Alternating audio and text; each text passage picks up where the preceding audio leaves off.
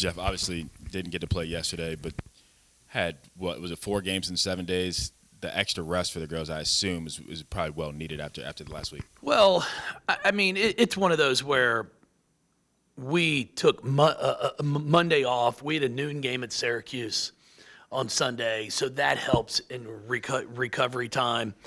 Our kids were excited to play, so we didn't need the rest. Just it's disappointing for our fans. It's disappointing for our players that they did not get that opportunity to play last night. You have, I know it's been a while since we've asked you about Norika, but do you have any update on how she's doing or when she might come back? Yeah, you know what? She's actually been in the gym. So she's working out with our strength coach, been doing some conditioning, doing some weight training. It's been great to see her. But again, she's not ready yet. She's still working on some things. We're not professional athletes, so we don't have to come out and tell you everything that's going on with them. I know everybody wants to know everything, but it's privacy is an important part, and we're respecting that for her. She's in good spirits right now, which is a good thing for me to see. And when that time comes and she's willing and ready, then she'll join us. But until that time, we're just going to keep supporting her and help her as she gets through this. And I know Norika was a big part of the bench when she was playing. Peytons really stepped up the last month. How important has her growth been, not only for now, but in the tournament when even if Norika comes back, you can still be able to put her on the floor? Yeah, I've been really excited for Peyton. I think she's taken advantage of the opportunity. She's been practicing much better, much more consistent. And that's what we need. She's a big guard that can rebound, can shoot the three, can stretch the defense, but scores around the basket as well.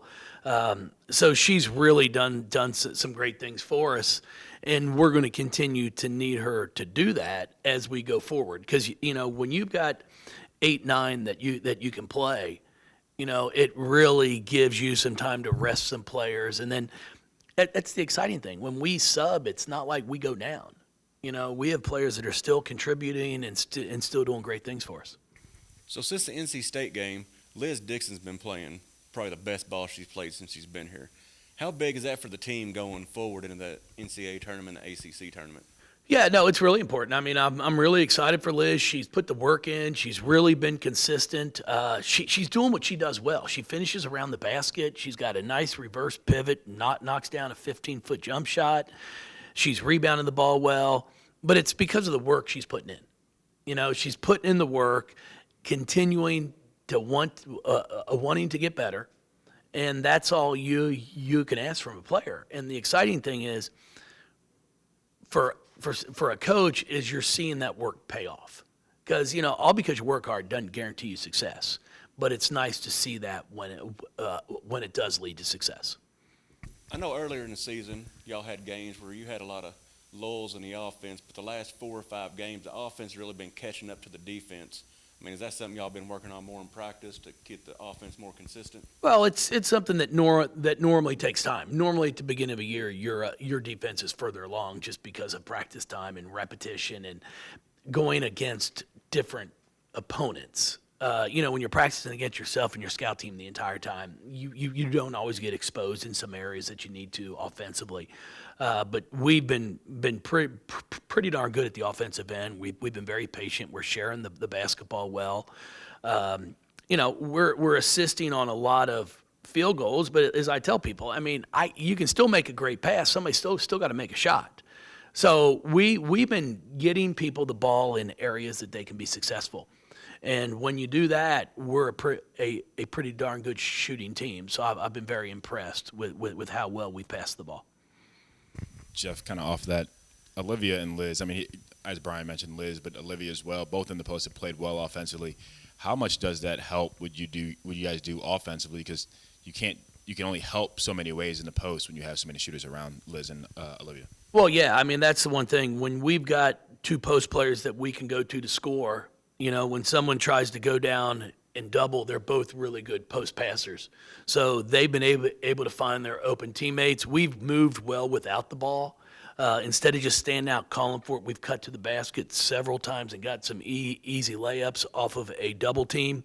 So things like that we need to continue to do, because Olivia has been and Liz have both been very effective, the past month.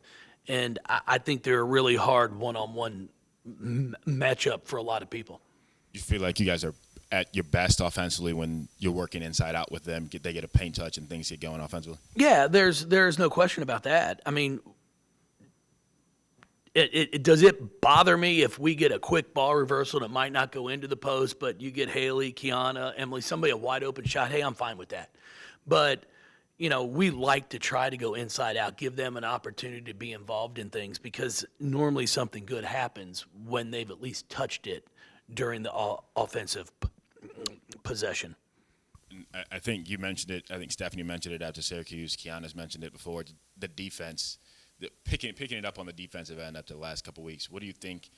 Is it just because they offer the scoring so much so you have more possessions, or what do you think is going on? Well, that's part of it. I mean, you can't score 100 points in a game and then expect the opponent to not get at least 60 or 70. I mean, there's too many possessions. There's too many shots. So the more we score, obviously, the quicker we score, the more possessions that are going to be in the game. And when you play a team like a Syracuse and Clemson, who do get up and down the floor, they will press you at times. We're attacking the score. We're not trying to just get it across half court and then run our offense. So, as we score more, then obviously the opponents are going to have more of an opportunity to score. Because you look at those games, it's not like we turn those teams over 33, 34 times each to where they're just leading to easy opportunities and they're not getting shots.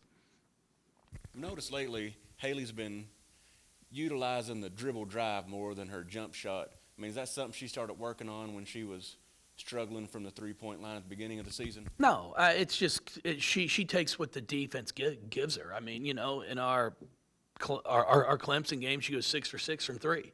They were giving her the three. She's a really smart basketball player. So if you're going to press up on her and she can get to the basket or shoot a pull up, that's what she's going to do. If you back off of her, she'll take the three. So I mean, she works on her all around game. So it's whatever presents itself during each game is what she's going to try to attack you with. Kiana mentioned this, I think it was Tuesday when I talked to her. The IQ of this team is what helps you guys be so balanced. As a coach, when you're drawing up stuff, how much does it help knowing you mentioned Haley, Kiana's, I mean, all these players, their IQ seems to be at a high level. No, it's fantastic. I mean, that's the one nice thing about it is it gives me the opportunity to draw up things at timeouts, things we haven't maybe worked on during a practice. But as you're watching a game, you see areas that you can possibly attack a defense, and then they're really good at coming out of a timeout and executing, which makes the game fun for me. That's the fun part as a coach, when you can draw something up and try to get a quick bucket. Going back to yesterday, can you just kind of explain how, at least as you know it, the forfeit situation works? I know we didn't have that situation earlier in the year. Yeah, I mean, it's really something that I think is going to have to be addressed as we go forward. I've learned more that it's an NCAA rule, I think, that if you don't show up, it can be either a no contest or a forfeit. It was counted as a forfeit for the Virginia game in our ACC standings. So to not penalize my players and my team, we were given a forfeit win. But in our overall record, it's not a win. So we're still 21-2. And with the new reveal that's come out, we're projected as a 1 seed. So if you're not going to get penalized for not playing, my question is, if we don't show up for any more games, are we a 1 seed in the NCAA tournament? Because they've already come out and said we are. If we don't show up, it doesn't count as a loss. It's just a no contest. So do you not show up and just take a 1 seed and then get some rest for the NCAA tournament? I mean, it's questions that 10 years ago, 5 years ago, you never even dreamed someone would not show up. It wasn't heard of. And now, unfortunately, with COVID and COVID positive tests, it's kind of opened up a Pandora's box where in the past, if you had 5 players, if you had 8 kids get hurt and you had 5, you just showed up with 5. It never crossed your mind. And you may go, to the rec center, find the rec league, the sorority league, and see if there's a player that you could add as a walk-on. But now, as you learn the rules, it's like, heck, we could be a 1 seed and just not play anymore, I think. So those are things that I think as the game evolves, we have to continue to address. I know there are situations where, hey, if there's where you can't make it, injuries, whatever, like it is what it is. I don't know what else to say. But yeah, I mean, it's a really good question because that's something I thought about. I was like, heck, if it doesn't count on my record, we're still 21-2, and they do the reveal. So if we don't lose, how could we drop? I'm waiting for an answer. You got one? Don't have one. Well, but if you're already as a 1 seed, I mean. So, yeah, I mean, so I just think we have to address this. We have to figure out that, if you're not able to play in whatever, it's got to be a win for somebody, a loss for somebody. Can you also just kind of take us through how this kind of unfolded yesterday? Well, we found out about 2:30. I mean, we were actually in shoot around preparing for the game and found out they weren't going to come. So once we found that out, we kind of waited for some details to figure out what we could tell our fans because we wanted to make sure we got that out there as fast as we could. And we knew it was our Think Pink game, our breast cancer awareness game, which is really important to so many of our fans. And we're sorry about that. I mean, we had no control over not being able to play. And then, I'm getting hit up by a lot of, well, can't we make the game on Sunday? Can't we? Like, we've got a marketing schedule, a promotional schedule that, you're trying to follow, you're trying to honor, and it's just not as easy as you might think to just switch a game and say, hey, now we're going to do this. We are working on things. We're trying to see if we can't make it happen still. But I don't want to get anybody's hopes up and guarantee it because it might not, but I can promise you we're just as disappointed as all of our fans are. So is that why you took it upon yourself to get on Twitter and respond to fans and make sure they knew why it didn't happen and why it can't happen on Sunday? And no, I just think at times there are a few people that showed we're upset that they didn't find out until 3 hours before the game, like our athletic department was trying to keep something a secret, and that wasn't the case. We didn't find out until 3.5 hours before the game. We're never trying to do anything against our fans to hurt them. Like we can only play with the cards that we're dealt. And those were the cards that were dealt to us in yesterday's hand.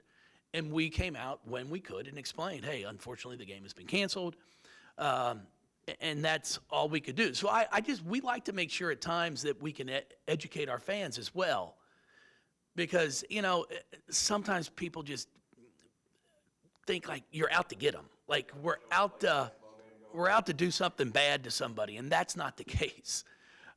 We were just as upset that game was canceled as anyone else was because we know the significance and the importance of our Think Pink and breast cancer awareness night. Anything else? Thank you, everybody.